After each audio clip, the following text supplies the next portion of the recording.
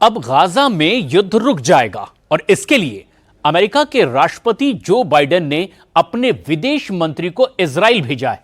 लेकिन Antony Blinken का विमान इजराइल में उतरने से पहले ही नेतन्याहू ने एक ऐसे अटैक का ऑर्डर दे दिया जिसके बाद सीज फायर की डील फेल होना पक्का माना जा रहा है। इजराइल के दुश्मन इसे नेतन्याहू का हिजबुल्ला हथियार बता रहे हैं, जिसने एक बार फिर से आग उगली है।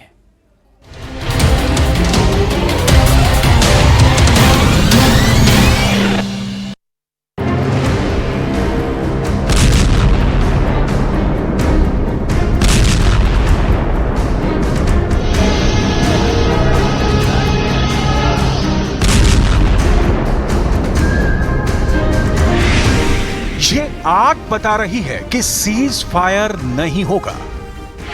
ये आग बता रही है कि युद्ध और तेज होगा। ये आग बता रही है कि ना इजराइल मानेगा ना हमास। गाजा से शुरू हुआ युद्ध अब पूरे पश्चिम एशिया को इसी आग में जला डालेगा।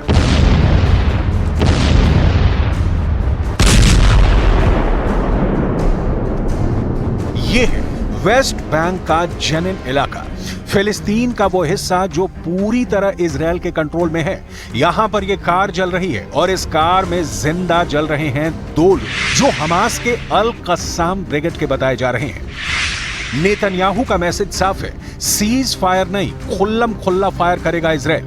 नेतन्याहू की धमकी साफ है, हमास गाजा में भी मरेगा, हमास लेबनान में भी मरेगा, हमास ईरान में भी मरेगा और वेस्ट बैंक में भी इजराइल हमास को नहीं छोड़ेगा। इजराइल के इस हमले के बाद यह बात साफ हो गई है कि सीज फायर नहीं होगा और अब जेनिन में अटैक के बाद युद्ध और खौलने लगा है। जेनिन में इजराइल का हमला कैसे हुआ, ये कार कैसे जली, ये धमाका हुआ और इस हमले को कैसे अंजाम दिया गया, बहुत गौर से देखिएगा। Camera number 1, dashboard camera. एक कार के डैशबोर्ड पर लगा कैमरा आगे जा रही दूसरी कार में हुए इस धमाके को रिकॉर्ड करता है।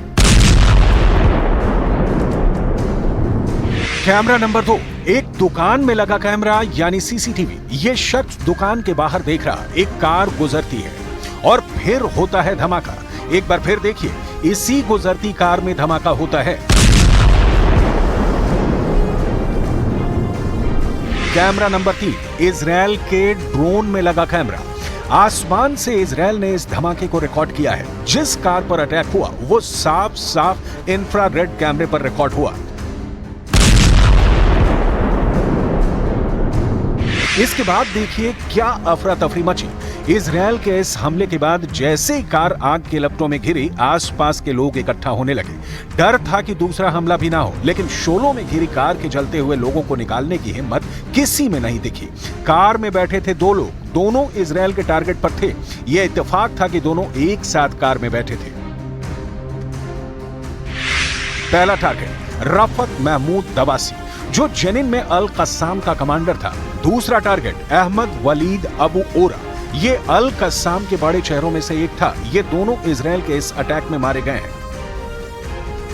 ये दोनों मौत वेस्ट बैंक के अंदर हमास को बहुत बड़ा झटका बताई जा रही है। इन दोनों मौतों के बाद सवाल उठ रहे हैं कि जिस सीज फायर की बात की जा रही है, क्या वो शुरू होने से पहले खत्म कर दिया गया है? गाजा में 40,000 लोगों की मौत देख चुके हमास ने कहा है कि ना इजराइल सीज फायर चाहता है और ना ही अमेरिका की नीयत सीज फायर को लेकर साफ है। गाजा में सीज फायर को लेकर क्या होगा, इस बारे में अमेरिका के राष्ट्रपति जो बाइडेन से भी सवाल किए गए। देखिए बाइडेन ने क्या कहा। Are you more optimistic now than you have been in months past? Yes. Why? If I told you that, I'd give away what's going on. When would the ceasefire begin if you can get a deal? That remains to be seen. Biden की बातों में बहुत suspense है और Gaza में तबाही रुकी नहीं है। गाजा के जवायदा में इजराइल के एक ही हमले में 17 लोगों की मौत हुई है। मरने वालों में बहुत से बच्चे हैं। इजराइल ने दावा किया था कि जिस जगह मिसाइल से हमला हुआ वहीं हमास के लड़ाकू दस्ते मौजूद थे। They were asleep in their beds. There were kids and babies. Then 3 missiles targeted their place. The place is obvious and known.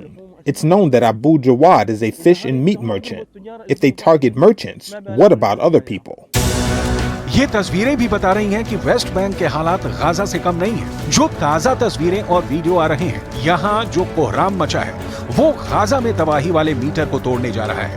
West Bank के अंदर इजराइल की सेना और फिलिस्तीनी गुटों के बीच जंग चल रही है। वेस्ट बैंक का जनीन इलाका, यहाँ की हर गली और हर मोहल्ले में फिलिस्तीनी लड़ाकों और इजरायली सेना के बीच युद्ध चल रहा है। फिलिस्तीन के स्वास्थ्य मंत्रालय के मुताबिक 7 अक्टूबर के बाद से वेस्ट बैंक में इजरायल के हमलों में 633 फिलिस्तीनी लोगों की मौत हो चुकी है। इन 633 में से 147 तो बच्चे बताए जा रहे हैं जिनकी उम्र 18 वर्ष से कम है, जबकि वेस्ट बैंक के अंदर इजरायल के हमलों में 5,500 लोग जख्मी हो चुके हैं। ये ऐसे आंकड़े हैं जो इजरायल के ऑपरेशन गाजा यानी नॉन स्टॉप बमबारी के बीच में छुप जाते हैं। गाजा की चीखों के बीच वेस्ट बैंक के मातम की आवाज दब चुकी है। सवाल है कि क्या ये आग रुक जाएगी या और ज्यादा बढ़ेगी। एक तरफ है फिलिस्तीन के वेस्ट बैंक में लगी आग और दूसरी तरफ की आग देखिए, ये है इजरायल की राजधानी तेल Aviv.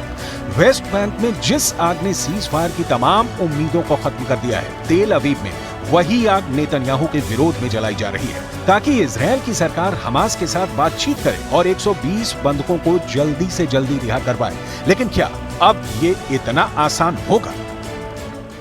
Almost a year and it's crazy, and I'm saying that Ofer and the other 114 hostages are paying a political price because they could have come already with the deal so long time ago.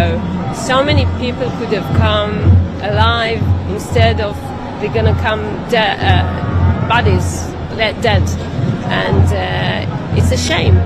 And the blood will be on the Netanyahu and all the government. तेल अवीव में जुटे लोगों के हाथों में उन लोगों की तस्वीरें रहती हैं जो अब भी हमास के कब्जे में हैं। ये लोग उनकी फौरन रिहाई चाहते हैं, जो सीज फायर के बाद ही मुमकिन है। लेकिन युद्ध लंबा खिंचेगा तो सीज फायर ही होगा, ये बात पक्की है। אני שומע את הצמרת הביטחונית שאומרת לנו שהחמאס מפורק. זה הזמן לעסקה. גם החמאס רוצה את זה.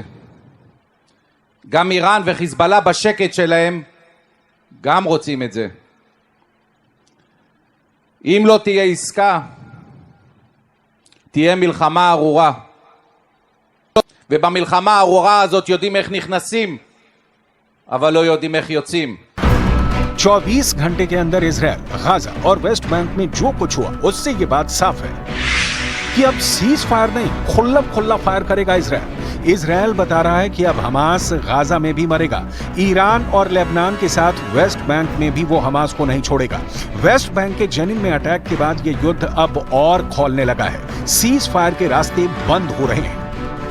वेस्ट बैंक में इस हमले से पहले इजरायल तेहरान में हमास चीफ इस्माइल हानिया को खत्म कर चुका है। इस्माइल हानिया को सीज फायर के लिए हमास का सबसे सीनियर लीडर बताया जाता था और अब इस लीडरशिप को खत्म करके इजरायल ने मैसेज दे दिया है। ऐसे ही हमले वो लेबनान में भी करता रहा है और अब इजरायल ने वेस्ट बैंक में भी अपना लेबनान मॉडल लागू कर दिया है। इजरायल का लेबनान मॉडल यानी टारगेट पर मिसाइल से हमला, चाहे वो ड्रोन से हो या फिर फाइटर जेट से, पिन पॉइंट एक्यूरेसी के साथ ऐसी स्ट्राइक में चलती कार पर मिसाइल से हमला होता है। इसमें हेल्प फायर मिसाइल भी शामिल है और इसमें निमरॉड मिसाइल भी है। ये दोनों मिसाइल इजरायल के पास हैं। इजरायल लेबनान मॉडल के तहत ये मिसाइल ड्रोन, हेलीकॉप्टर या फिर फाइटर जेट से फायर की जाती है और फिर ये चलती हुई गाड़ी को भी आराम से टारगेट कर सकती है। इसे ही अब कहा जा रहा है वेस्ट बैंक में इजरायल का ऑपरेशन एनाकोंडा।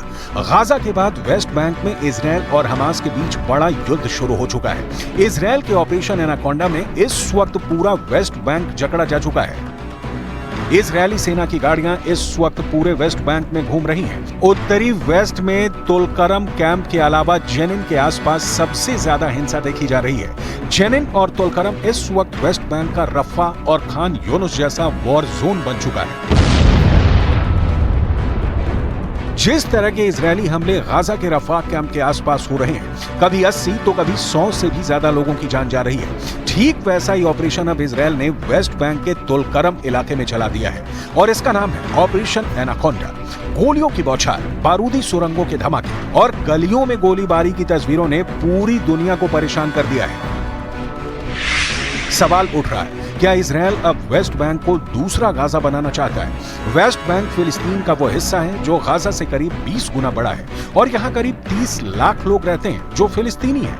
यहीं से इजरायल को अब 7 अक्टूबर जैसे हमले का खतरा सता रहा है। ये पूरी दुनिया जानती है कि वेस्ट बैंक कहने को तो फिलिस्तीन में है, लेकिन उसके बड़े हिस्से पर इजरायल की सेना का कब्जा है। इजरायल धीरे धीरे अपने लोगों को वेस्ट बैंक में बसा रहा है ताकि वो फिलिस्तीनियों को कंट्रोल कर सकें और उनके इलाके वेस्ट बैंक और इजरायल के बीच बफर जोन के रूप में भी काम करें। चाहे वेस्ट बैंक का जेनिन हो या फिर तुलकरम का इलाका, यहाँ आए दिन इजरायल के खिलाफ प्रदर्शन होता है। इजरायल इन इलाकों को कंट्रोल करके भी यहाँ जूझता है क्योंकि इजरायल का विरोध यहाँ सबसे ज्यादा है। गाजा में इजरायल के विमान तबाही मचा रहे हैं, हजारों टन बम गिरा रहे हैं। इजरायल के हमले के बाद गाजा खंडहर में तब्दील हो चुका है, तो दूसरी तरफ वेस्ट बैंक में ऑपरेशन एनाकोंडा जारी है। आज पूरी दुनिया में इस युद्ध की चर्चा हो रही है। युद्ध को लेकर दुनिया 2 धड़ों में बंट गई है। एक धड़ा वो जो इजरायल की इस कार्रवाई को सही ठहरा रहा है, तो दूसरा वो जो इसे फिलिस्तीनियों पर जुल्म बता रहा है। गाजा के साथ ही इजरायल वेस्ट बैंक पर आहिस्ता आहिस्ता आगे बढ़ रहा है। वेस्ट बैंक में इजरायल के ड्रोन से मिसाइल हमले किए जा रहे हैं। ये बात जाहिर है कि गाजा के बाद इजरायल के निशाने पर अब वेस्ट बैंक है, क्योंकि गाजा में हमास से निपटने के साथ साथ इजरायल अब वेस्ट बैंक पर पूरी तरह कंट्रोल चाहता है। लेकिन वक्त के साथ इस युद्ध में और खून बहने वाला है। तस्वीरें यही साबित करती हैं।